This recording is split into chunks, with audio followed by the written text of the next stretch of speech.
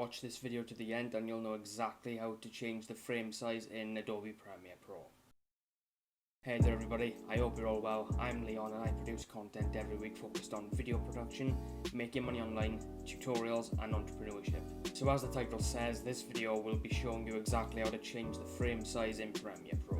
So do yourself a favour, grab a cup of coffee and watch to the end and you'll know exactly how to do just that. And be sure to subscribe with notifications turned on so you don't miss out on any new videos. So without any further ado, let's get into it. Alright everybody, so as you can see, Premiere Pro has been loaded up and what we're going to do for this is go to new item essentially. Click on colour matte, or in other words, solid colour, and just leave the actual, frames as it is for now. Whatever colour you want,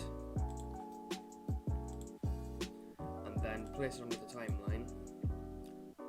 And now what you want to do is essentially come over to sequence settings, and then as you can see you've got the frame size. You can change it right here, so we're going to enter like this, so I don't know, 640.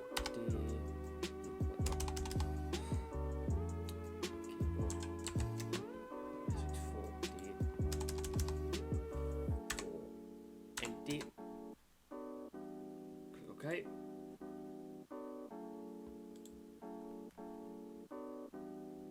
And boom, that right there is the end of the video.